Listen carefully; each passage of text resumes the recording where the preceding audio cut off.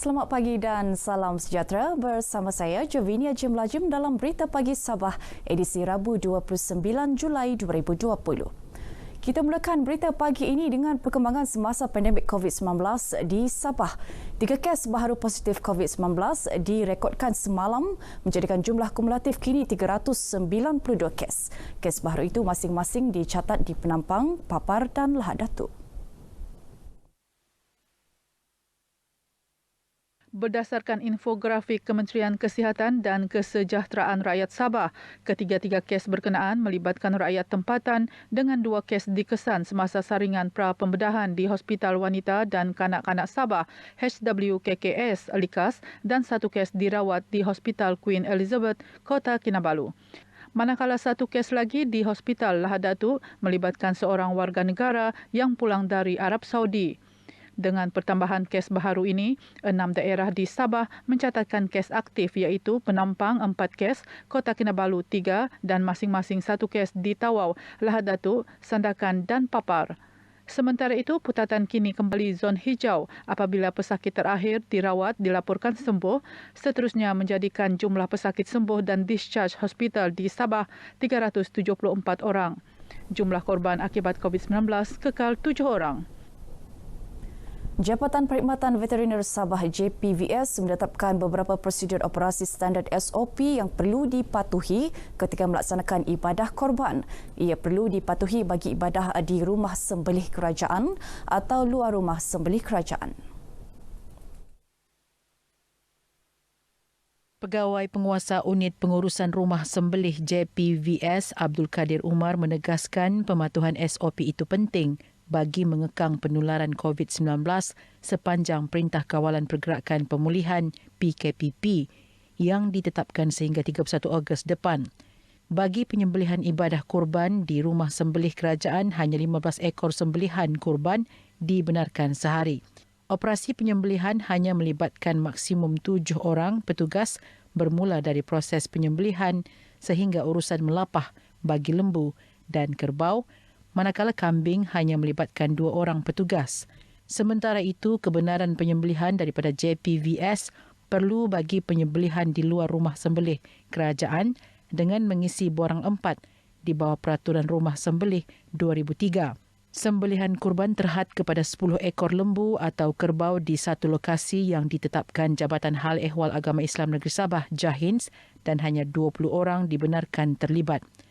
Kita dalam situasi wabak COVID-19 yang belum lagi pulih. Kita harap semua yang menyertai majlis kurban bagi tahun ini mematuhilah SOP yang ditetapkan oleh pihak Jabatan Perkhidmatan Veteriner, MKN dan JAHINS sendirilah. Beliau menyatakan demikian kepada pemberita RTM di Pejabat JPVS Kepayan, Kota Kinabalu. SOP Kementerian Kesihatan Malaysia KKM seperti pemakaian pelitup separuh muka, cecair pembasmi kuman, saringan suhu badan dan penjarakan sosial juga perlu dipatuhi petugas JPVS dan juga penganjur majlis kurban.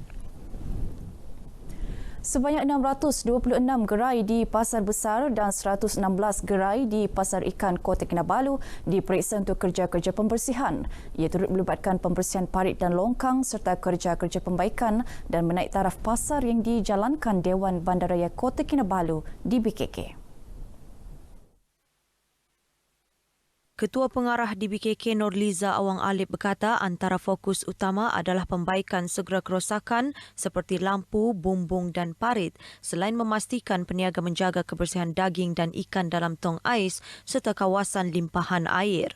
Itu dari segi limpahan air tu, yang itu kami minta dia orang lebih berhati-hatilah sebab dia kadang-kadang ada darah dan sebagainya, dan juga dari segi kebersihan dalam chiller tu kami minta dipastikan bahawa daging tu tidak bersentuhanlah dengan benda-benda lain di dalam kawasan chiller dan cara penyimpanan menepati tahap kebersihan yang diperlukan. Selain kerja-kerja pembaikan, di BKK juga akan menggantikan meja peniaga kepada meja yang lebih bersih. Nurliza menyatakan demikian kepada RTM dalam tinjauan pembersihan pasar besar dan pasar ikan di Kota Kinabalu. Tinjauan melibatkan Jabatan Pelesenan, Jabatan Pengurusan Sisa Pepejal, Jabatan Lanskap dan Jabatan Penguatkuasa. Jabatan Kesihatan Negeri Sabah JKNS menerima kubikel ke-7 bagi pengambilan sampel COVID-19 di 7 hospital daerah di negeri ini. Peralatan itu sumbangan sebuah syarikat berkaitan kerajaan GLC, Boosted DCNS Naval Corporation BDNC yang beroperasi di Teluk Sepanggar, Kota Kinabalu. Ketua Jabatan Kualiti Kesihatan, Keselamatan dan Alam Sekitar BDNC Sujangi Jaafar berkata, sumbangan ini merupakan tanggungjawab sosial korporat CSR syarikat itu bagi membantu usaha memutuskan rantaian jangkitan COVID-19. Beliau berkata BDNC merupakan satu-satunya GLC di Malaysia yang melaksanakan kerja-kerja penyelenggaraan, pembaikan dan baik pulih MRO bagi kapal selam kelas Perdana Menteri milik Tentera Laut Diraja Malaysia TLDM. Sementara itu, Pengarah Hospital Kota Marudu Dr. Lydia Rita M. Marajin mengalu-alukan sumbangan syarikat ini dalam memudahkan tugas kaki tangan kesihatan semasa melakukan prosedur pengambilan sampel COVID-19. Beliau ditemui RTM dalam majlis penyerahan stesen kubikel saringan COVID-19 di Hospital Kota Marudu. Sepanjang berhadapan dengan pandemik COVID-19 ini, BDNC dengan kerjasama Institut Latihan Perindustrian Kota Kinabalu ILP-KK telah menyumbang 6 unit kubikel kepada pihak hospital iaitu Hospital Tuaran, Hospital Wanita dan Kanak-Kanak Sabah Likas, Hospital Queen Elizabeth II, Beaufort, Papar dan Kudat. BDNC juga sedang dalam proses menyiapkan pelitup separuh muka untuk diserahkan kepada sekolah-sekolah yang memerlukan. Sebanyak 11 kompaun dikeluarkan Pasukan Pemantauan Pematuhan Prosedur Operasi Standard SOP Perintah Kawalan Pergerakan Pemulihan PKPP dalam operasi pemantauan yang dilaksanakan di daerah Sandakan bermula Jumaat hingga Isnin lalu. Ketua Polis Daerah Sandakan ACP Muhammad Azhar Hamid berkata, kompaun itu dikeluarkan terhadap pemilik premis dan pelanggan yang didapati tidak mematuhi SOP PKPP. Antara kesalahan dikenal pasti termasuklah tidak menyediakan alat pengimbas suhu dan buku daftar pelanggan serta tidak mengamalkan penjarakan sosial. Apabila tidak patuh pada SOP ini, mana tindakan kompaun hendaklah dikenakan kepada mereka. Dan operasi ini akan kami teruskan dari masa ke semasa. Dan masyarakat perlulah wajib mematuhi SOP PKPP ini untuk kita sama-sama memutuskan rantaian penyebaran wabak COVID-19 ini. Bercakap dalam sidang media, ACP Muhammad Azhar berkata 2 kertas siasatan turut dibuka melibatkan pemandu bas mini yang tidak menggunakan pelitup separuh muka. Dalam perkembangan berkaitan, beliau berkata sebanyak 21 pasukan pemantauan akan ditubuh untuk melaksanakan pemantauan SOP ibadah korban khususnya di masjid-masjid di daerah ini sempena perayaan Aidiladha. Kongres Kesatuan Pekerja-Pekerja dalam Perkhidmatan Awam QPEX terus berharap agar kerajaan mempertimbangkan pemberian kadar bantuan sara hidup KOLA sebanyak RM50 bagi penjawat awam grade 41 dan ke atas. Menurut Presiden QPEX Adnan Maid, nilai yang sama perlu diberikan kepada penjawat awam di Sabah dan Sarawak yang boleh disalurkan menerusi allowance wilayah.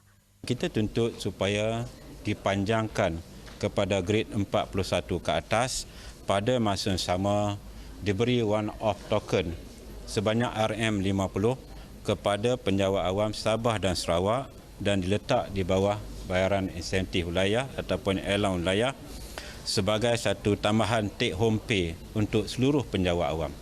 Adnan berkata demikian dalam sidang media selepas majlis penyerahan sijil penghargaan QPEX bagi petugas Barisan Hadapan COVID-19 Tawau di Institut Latihan Kementerian Kesihatan Malaysia Tawau.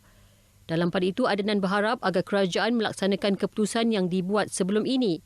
Antaranya kenaikan pangkat kali kedua secara time base yang telah dipendekkan kepada 10 tahun dan penebusan awal gantian cuti rehat GCR sebanyak 75 hari kepada wang tunai.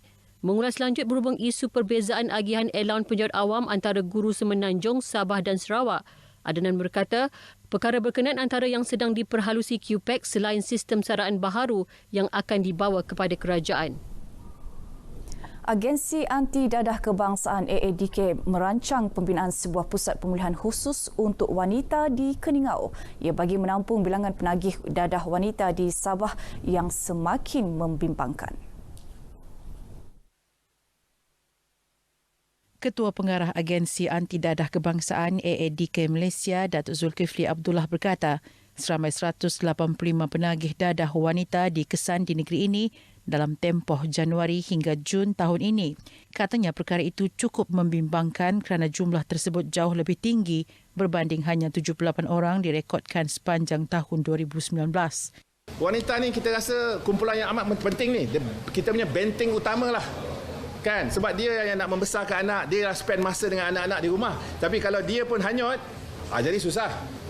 Beliau berkata demikian dalam sidang media selepas program Family Association bersama Orang Kena Pengawasan OKP di Kampung Darau, Manggatal.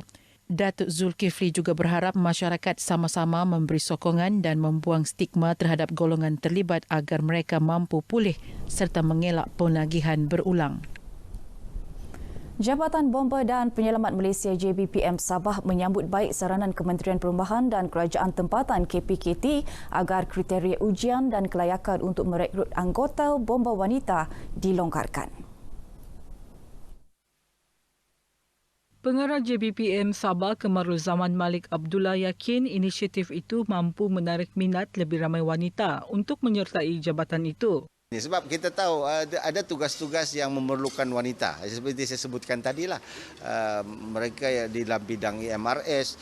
In fact, sekarang kita ada anjing pengesan yang juga masuki oleh anggota wanita. Kamarul Zaman berkata demikian kepada pemberita selepas Majlis Anugerah Perkhidmatan Cemerlang 2019, JBPM Negeri Sabah peringkat Zon Beaufort di Balai Bomba dan Penyelamat Kuala Penyu. Syuar itu disuarakan Menteri KPKT Zuraida Kamarudin ketika menjawab soalan ahli Parlimen Batang Lupar, Datuk Seri Rohani Abdul Karim di Dewan Rakyat. Ketika ini, JBPM Sabah mempunyai 61 anggota bomba wanita. Penduduk kawasan Dewan Undangan Negeri Dun Karamunting Sandakan menerima 3,500 kg daging sempena sambutan Hari Raya Aidiladha Jumaat ini. Daging korban ini sumbangan pejabat Dun Karamunting disampaikan wakil rakyat kawasan berkenaan George Hiv Vun Zin kepada ketua-ketua kampung dan majlis pengurusan komuniti kampung. Bercakap kepada pemberita selepas majlis penyampaian sumbangan daging sempena Hari Raya Aidiladha 2020 Dun Karamunting di Bandar Lela Sandakan, George Hiv berharap sumbangan ini sedikit sebanyak menceriakan penduduk yang sedang membuat persiapan meraihkan sambutan Aidiladha. Sumbangan serupa turut diagihkan kepada beberapa agensi dan jabatan kerajaan. Baik, sekian berita pagi Sabah dan saudara bersama mencegah COVID-19, lindungi keluarga dan sentiasa pantau status kesihatan. Dengan itu, saya Jovinia Jimlajim. Salam sejahtera dan kita jumpa lagi.